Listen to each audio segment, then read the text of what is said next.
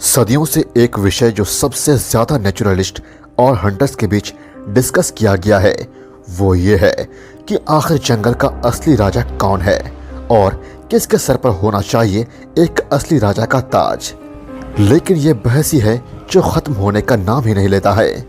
East India company के शिकारी, हमारे देश के लोकल हंटर्स और दूसरे इंग्लिशमैन जो उस समय भारत पर राज करते थे, उनका मानना है कि टाइगर किंग ऑफ बीस्ट है और किसी भी शेर में इतनी हिम्मत नहीं कि टाइगर के सामने टिक सके।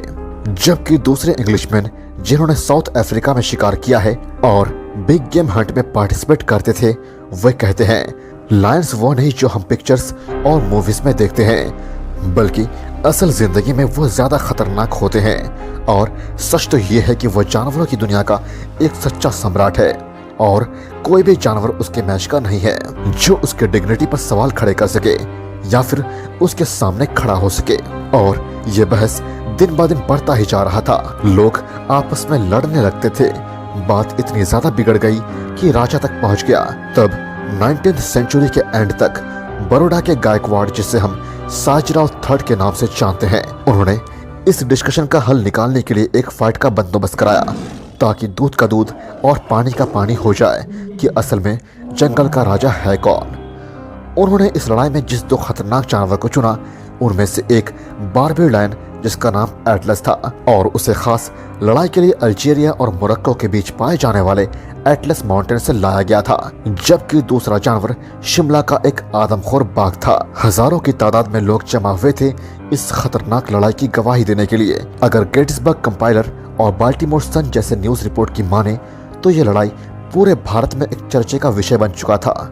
सबकी नजर इस बात पर टिकी हुई थी कि आखिर जंगल का असली राजा कौन है और किसे मिलना चाहिए द किंग ऑफ बीस्ट का टाइटल। दोस्तों, हमारे पास ओरिजिनल फुटेज नहीं है उस समय का और मैं कोई भी फुटेज यूज़ करूंगा तो शायद इस सिचुएशन को मैं अच्छे से एक्सप्लेन ना कर पाऊं। इसीलिए मैं डायरेक्ट फेस कैम के साथ मैं आपको बताऊंगा कि एग्जैक्टली वहां पर क्या हुआ था, तो शायद आप समझ जाएं। तो आप लोग बोर मत होइएगा और जो मैं बता रहा हूँ उस पर फोकस करें, ना कि आप ये सोचें कि फुटेज होता तो ज़्यादा बेहतर होता, क्योंकि मैं उस सिचुएशन को ओरिजिनल फुटेज के साथ ही दिखा पाता।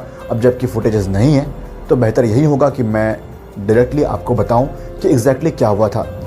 दोस्तों, हज़ारों की तादाद में जो कि बहुत सारे लोग वहाँ पे थे, उनकी भीड़ के सामने लायन यानी एटलस लायन को और उस आदमखोर बंगाल टाइगर को आमने सामने रखा गया।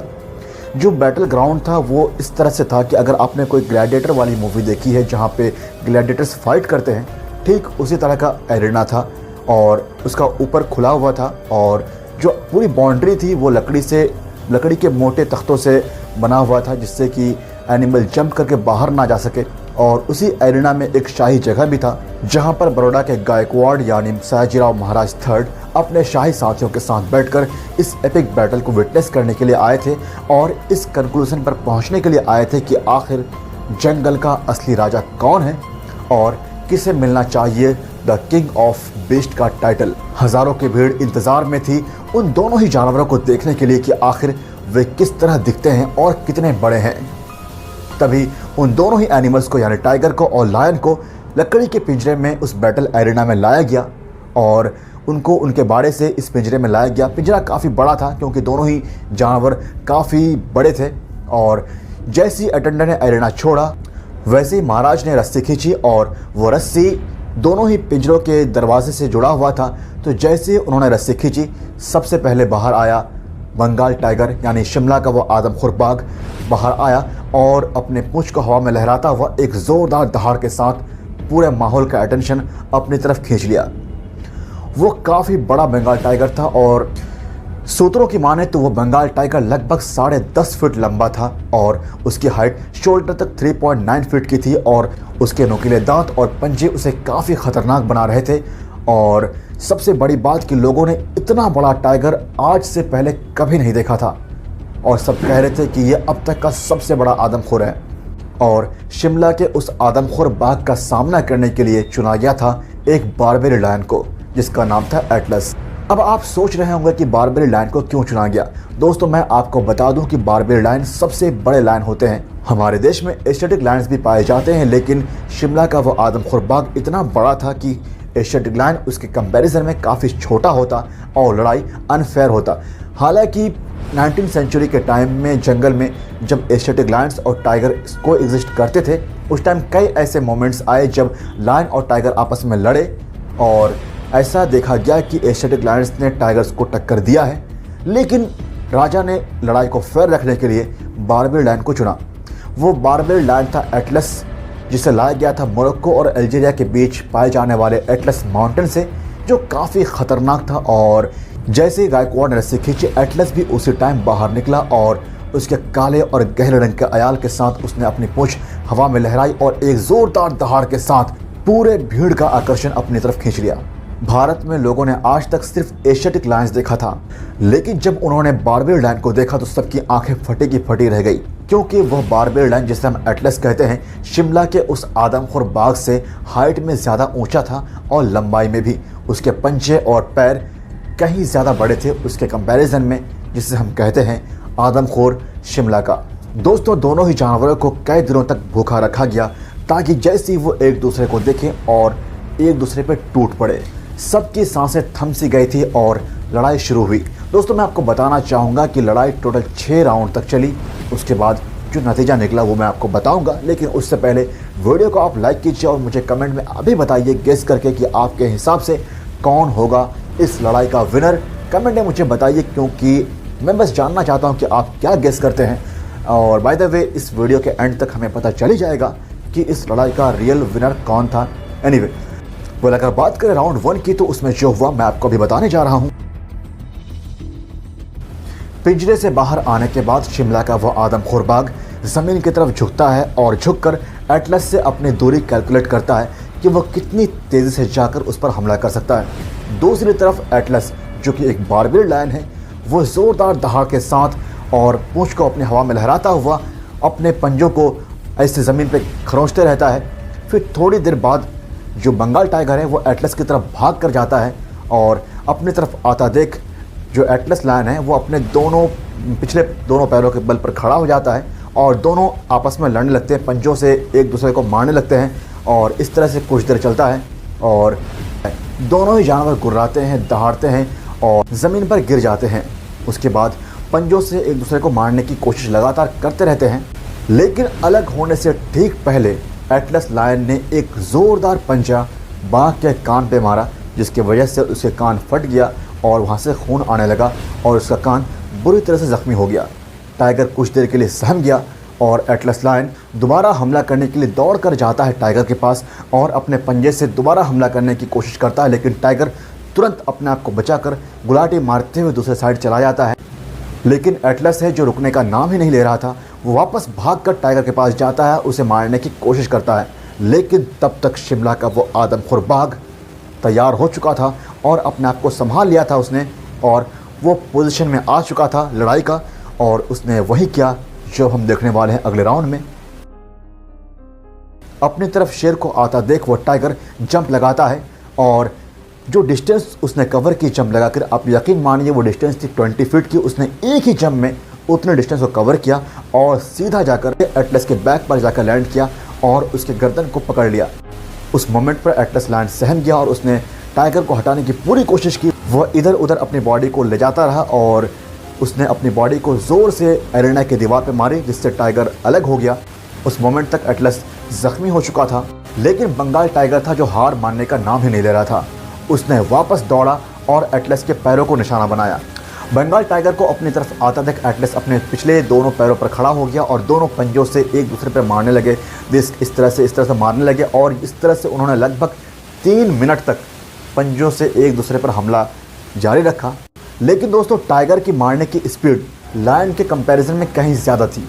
मतलब टाइगर 3 बार मार रहा था तो लायन 1 बार मार पा रहा था, लेकिन टाइगर के मारने की फोर्स लायन के कंपैरिजन में कम थी। यानी जितने गहरे घाव लायन दे पा रहा था उतने गहरे घाव टाइगर नहीं दे रहा था, जबकि टाइगर ज़्यादा स्पीड से मार रहा था पर लायन 1 बार मार रहा था। थोड़ी देर में दोनों ही बिग कैट्स थक गए और खुद को अलग कर लिया। टाइगर जाके एरेना की दीवार को हग करने लगा, जबकि बारबेरियन लायन मैदान में खड़ा होकर ज़ोर ज़ोर से दहाड़ता रहा, जिससे लड़ाई काफ़ी इंटरेस्टिंग होती गई।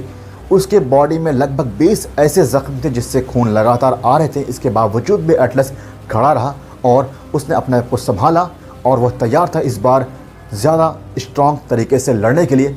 अब शुरू होती है राउंड 3। टाइगर कुछ देर आराम करता है, फिर वो खड़ा होता है और एटलस के चारों तरफ ऐसे ऐसे गोल गोल चक्कर काटने लगता है। एटलस ज़ोर ज़ोर से दहाड़ता है ताकि बंगाल टाइगर डरे, लेकिन उस पर कोई असर नहीं होता है और ये देखकर बारबेल लायन थोड़ा घबरा ज़रूर जाता है। फिर वो मौका देखकर टाइगर पर हमला करता है, लेकिन टाइगर खुद को उस हमले से बचाकर वापस एटलस के बैक पर चढ़ जाता है और उसके गर्दन पर अपने नुकीले दांतों से एक ज़ोरदार पकड़ बना लेता है। टाइगर बहुत देर वैसे के वैसा ही रहता है, फिर थोड़ी देर बाद वह खुद अलग हो जाता है एटलस की बॉडी से। दोनों का शरीर खून से लथपथ था और एरेना की मिट्टी से दोनों की बॉडी पूरी तरह से गंदा हो चुका था और दोनों बुरी तरह से लहूलुहान थे और ज़ख्मी थे। एटलस ने खुद को संभाला और टाइगर के पास जाकर एक ज़ोरदार हमला किया टाइगर के फेस पर, जिससे टाइगर हिल गया थोड़ी देर के लिए और टाइगर ने खुद को एटलस से अलग किया और जाके दूर बैठ गया और सोचने लगा पिछले राउंड के बारे में कि आखिर उसने क्या गलती की, और उसके रिएक्शन से कुछ ऐसा ही लग रहा था उस मोमेंट पे। दोनों ही बीस्ट एक दूसरे से अलग था। एटलस बुरी तरह से ज़ख्मी हो चुका था लेकिन वो अभी तक मरा नहीं था। उसके कंधे और उसकी पूरी बैक बुरी तरह से ज़ख्मी थे क्योंकि टाइगर ने अपने दांत और पंजों से उसके गर्दन पर काफ़ी गहरे घाव दिए थे जो बुरी तरह से ब्लीड कर रहे थे। एटलस बैठा था और ज़ोर ज़ोर से हाँफ रहा था और इसी के साथ राउंड 4 शुरू होता है। कुछ देर एटलस को ऑब्जर्व करने के बाद बंगाल टाइगर वापस से एटलस के चारों ओर गोल गोल घूमने लगा और एटलस बैठा हुआ था और टाइगर ने ज़ोर से हमला किया एटलस के नाक पर और एटलस की सांसें ख़त्म होने लगी। वो थक कर घुटने के बल बैठ गया। सबको लग रहा था कि टाइगर ज़्यादा स्ट्रांग है, लेकिन मैं बता दूं कि टाइगर की पूरी बॉडी खून से लथपथ थी और उसके थोड़ी दूर एटलस बैठा हाँफ रहा था और उसकी भी बॉडी पूरी तरह से खून में सना हुआ था। फिर शुरू होता है राउंड 5। दोस्तों, टाइगर ने वापस एटलस पर हमला किया और इस बार उसने अपने जबड़ों से एटलस की गर्दन पकड़ ली, लेकिन एटलस के इतने मोटे और गहरे रंग के अयाल थे जो टाइगर के मुंह में आ गया और उससे उसको सफोकेशन होने लगा। इसीलिए उसने लायन की गर्दन को छोड़ दिया और वो दूर हट गया और इसी के साथ राउंड 5 ख़त्म होता है क्योंकि दोनों ही एनिमल बुरी तरह से थके हुए थे और पूरी भीड़ अब इस उम्मीद में थी कि अब क्या होगा, कौन जीतेगा कौन हारेगा, क्योंकि दोनों ही जानवर बहुत ज़्यादा थके हुए थे और ज़ख्मी थे। दोनों की बॉडी खून से सनी हुई थी। एटलस ज़मीन पर लेटा हुआ था और बंगाल टाइगर खड़ा था और अपनी पूंछ को हवा में लहरा रहा था, लेकिन एटलस दोबारा खड़ा होता है और वापस तैयार था लड़ाई के लिए। तब शुरू होता है राउंड 6 और इस राउंड की शुरुआत के साथ ही टाइगर वापस गोल गोल चक्कर मारने लगा एटलस के चारों तरफ और एटलस टाइगर की मूवमेंट को फॉलो नहीं कर पा रहा था और मौका देखकर टाइगर ने एटलस की तरफ दौड़ा। एटलस ने अपनी तरफ भागते हुए टाइगर को देखकर एक ज़ोर से पंजे से वार किया, लेकिन टाइगर ने खुद को बचाया और अपने 2 पंजों से और पिछले 2 पंजों से उसके पेट को इस तरह से पकड़ा और 40 सेकंड तक ज़ोर से खींचा और उसके पेट को चीर दिया और उसके जो स्टमक कंटेंट थे वो सारे बाहर आ गए और इसी के साथ एटलस ने दम तोड़ दिया, लेकिन मरने से पहले उसने टाइगर को दूर फेंका अपने से और इसी के साथ बारबेल लायन मारा गया और टाइगर इस लड़ाई का विनर साबित हुआ। दोस्तों, बड़ौदा के गायकवाड़ जिन्होंने शर्त लगाया था लायन पर कि लायन ही विनर होगा, उन्होंने 37,000 रुपीज़ हारे और हालांकि लायन ने कड़ी टक्कर दी टाइगर को और उसको बड़े ही सम्मान के साथ दफनाया गया और टाइगर को घोषित किया the true king of beast और जंगल का असली राजा। पर दोस्तों, मैं ये पूछता हूँ कि क्या ये लड़ाई ज़रूरी थी? जंगल में कोई भी राजा हो, चाहे लायन हो चाहे टाइगर हो, क्या उन्हें लड़वाना सही था? आपको क्या लगता है? कमेंट में मुझे ज़रूर बताइएगा। गायकवाड़ के पास ही बैठे कर्नल ने महाराज से पूछा कि अब आप बताइए कि असल जंगल का राजा कौन है और एक ट्रू बीस्ट कौन है? उन्होंने कहा कि ऑब्वियसली टाइगर है। तो उन्होंने आपस में जवाब दिया कि टाइगर सिर्फ कैट फैमिली का हो सकता है, क्योंकि के हिसाब से क्या ऐसा मुमकिन है? अगर आप सोचते हैं ऐसा कुछ तो मुझे कमेंट में ज़रूर बताइएगा। और दोस्तों, वीडियो अच्छी लगी तो लाइक ज़रूर कीजिएगा और मुझे इंस्टाग्राम में फॉलो करना मत भूलिएगा। इसके साथ ही चैनल को सब्सक्राइब जरूर कीजिएगा। थैंक यू सो मच दोस्तों, लव यू ऑल।